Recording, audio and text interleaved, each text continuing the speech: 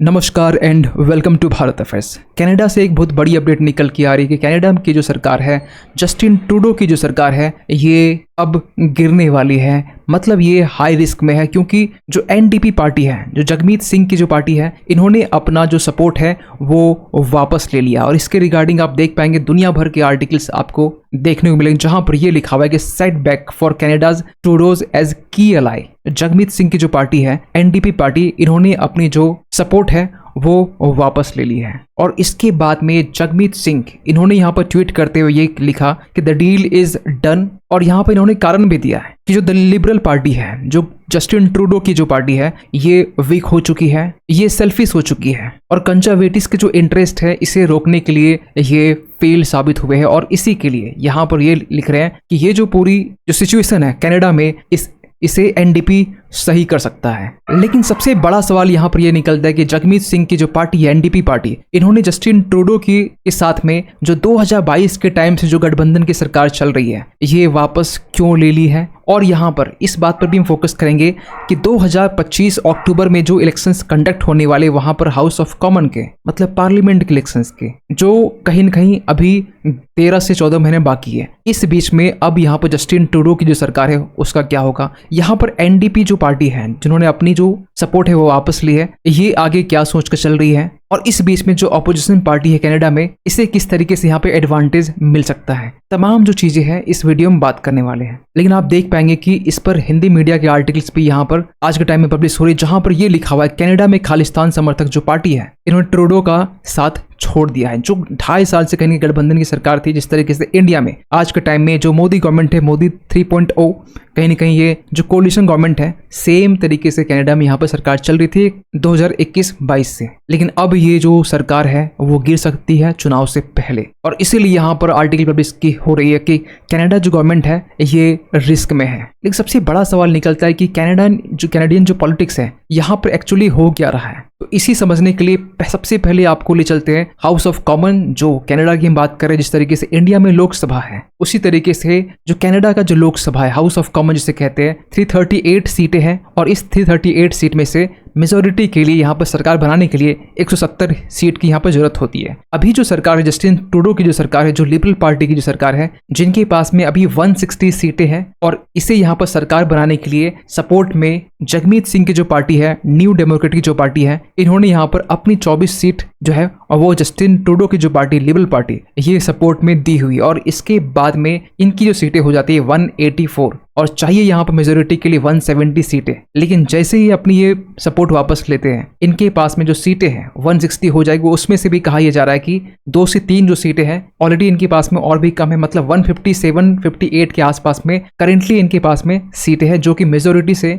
12 से 13 कम है सीटें। लेकिन सबसे बड़ा एक सवाल निकलता है कि एनडीपी ने अपना सपोर्ट क्यों विथड्रॉ किया, क्यों वापस लिया। इसके पीछे सबसे बड़ा रीजन है कि जो जस्टिन ट्रूडो है, इनकी जो अनपॉपुलरिटी है, ये सबसे बड़ा रीजन है। लेकिन अनपॉपुलरिटी यहाँ पर जो रिसेंटली 2 से 3 साल में देखा गया, इसके पीछे रीजन क्या है, क्यों यहाँ पर जो जस्टिन ट्रूडो है, जो लिबरल पार्टी से बिलोंग करते हैं, ये अनपॉपुलर क्यों हुए। इसके पीछे वेरियस रीजन है। क्योंकि हाल ही में यहाँ पर जस्टिन ट्रूडो की जो सरकार है, उनकी जो पॉलिसीज को लेकर, चाहे वो इमिग्रेशन पॉलिसी की हम बात करें या फिर बाकी दूसरी पॉलिसीज की बात करें, इसको लेकर कैनेडियन जो है, जो वहाँ की जो जनता है, काफी ज्यादा नाराज है। क्योंकि हाल ही में यहाँ पर जो कनाडा है, सडनली यहाँ पर जो विजिटर वीजाज है उसे रिजेक्ट कर दिया है। क्योंकि यहाँ पर आप देखेंगे जो कनाडा है, जो वर्क परमिट है, इसे यहाँ पर रोक दिया है। हम ये कह सकते हैं कि जो वर्क परमिट है, जो वर्क करने की जो टाइमिंग है, जो आवर्स है, वो 24 घंटे है पूरे वीक में, इसे घटा काफी कम कर दिया गया है। और इसके पीछे वेरियस रीजन है। जो विजिटर्स हैं, जो काम करने के लिए आते हैं, वो कम काम कर सके, ताकि जो कनाडा की जो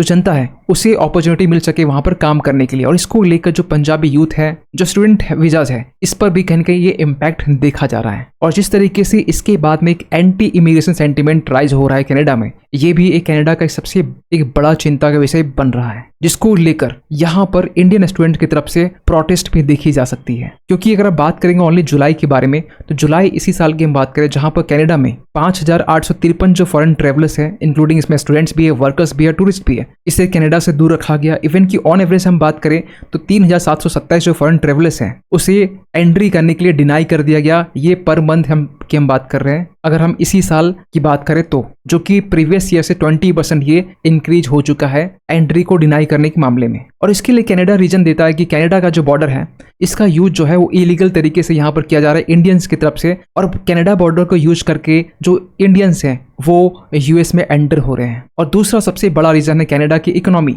जो कि आज के टाइम में डोलड्रम्स में है, इतनी बुरी हालत में है कि जो कैनेडियंस हैं वहां पर आप देख पाएंगे कि जो वहाँ की जनता है वो हाई अनएम्प्लॉयमेंट जो रेट्स है वो फेस कर रही है, जो हाउसिंग यूनिट है वो सीवियर क्रंच में है, और इन सब की रीजन है सबसे बड़ा रीजन रिकॉर्ड हाई इमिग्रेशन। लेकिन यहाँ पे एनडीपी का नेक्स्ट प्लान क्या है, लेकिन इसके पहले आपको बताना चाहते हैं कि जस्टिन ट्रूडो की जो सरकार है उसका क्या होने वाला है। एक्चुअली यहाँ पर नेक्स्ट इलेक्शन से पहले यहाँ पर इसकी सरकार हाई पॉसिबिलिटी से गिर सकती है, क्योंकि यहाँ पर अपोजिशन की तरफ से जिनके पास में अभी फिलहाल 119 सीटें हैं ये एक नो कॉन्फिडेंस मोशन लाएंगे, और ऑब्वियस सी बात है कि इस नो कॉन्फिडेंस मोशन को यहाँ पर जस्टिन ट्रूडो पास नहीं कर पाएंगे और यहाँ पर जो लिबरल पार्टी की जो सरकार है वो गिर जाएगी। तो इस बीच में एनडीपी का जो नेक्स्ट प्लान है वो क्या है। एनडीपी यहाँ पर ये चाहती है, जो न्यू डेमोक्रेटिक पार्टी है जगमीत सिंह की जो पार्टी है वो ये चाहती है वो खुद से यहाँ पर जो बैटल है, जो इलेक्शंस है जो अगले साल आने वाले हैं उसके लिए अपने आप को तैयार कर सके। इसे ये अच्छी से मालूम है कि जो लिबरल पार्टी है जस्टिन ट्रूडो की जो पार्टी है, कनाडा की इकोनॉमी की बात करे या फिर यहाँ पर इमिग्रेशन पॉलिसीज की बात करें,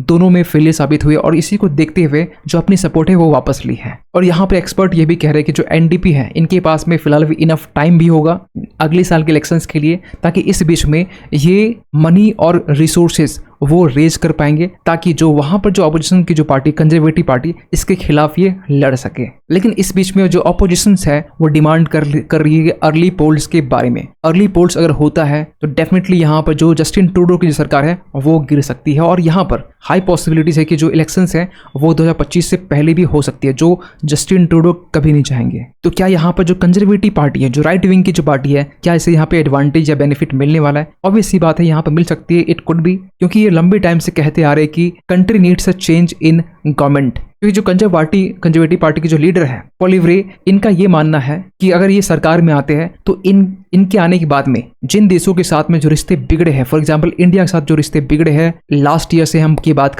कर रहे हैं हरदीप सिंह निज्जर की डेथ के बाद में जो एलिगेशन लगाए गए थे इंडिया के ऊपर में, उसके बाद जो रिलेशन बिगड़े हैं इसको लेकर भी ये स्टेटमेंट पहले दे चुके हैं। इवन की इमिग्रेशन को लेकर भी यहाँ पर जो लिबरल जो पार्टी का जो रवैया है इसको लेकर भी यहाँ पर इनकी जो पॉलिसीज है बिल्कुल ये जस्ट ऑपोजिट है। और अगर हम डेटा की बात करें, एबेकस सर्वे के दौरान यहाँ पर यह कहा गया कि जो ट्रूडो की जो लिबरल पार्टी है ये कंजर्वेटिव पार्टी से 20 पॉइंट पीछे है, और यहाँ पर यह भी कहा जा रहा है कि 59% जो रिस्पोंडेंट है वो ये मान रहे हैं कि जो ट्रूडो है इनकी एक नेगेटिव व्यू बन रही है। और उसके बाद में जो आर्टिकल आज के टाइम में पब्लिश हो रहे हैं कुछ इस तरीके से कि जो कनाडा के जो कंजर्वेटिव्स है, जो राइट विंग पार्टी है, ये कैसे जस्टिन ट्रूडो को यहाँ पर क्रश कर रही है। तो ऑब्वियस सी बात है अगर जस्टिन ट्रूडो की जो सरकार है वो गिरती है और कंजर्वेटिव की जो पार्टी है पोलिवरे इनकी सरकार आती है, तो ऑब्वियस सी बात है इसका जो इम्पैक्ट है इंडिया में भी देखने को मिलेगा। जो रिश्ते हैं जो कनाडा के साथ में जो लास्ट ईयर से लेकर अब तक एक खटास जो देखा जा रहा है उस पर कहीं ना कहीं हमें एक पॉजिटिव सिग्नल हमें देखने को मिल सकता है अगर ऑपोजिशन पार्टी के जो पोलिवरे हैं वो अगर सत्ता में आते हैं तो।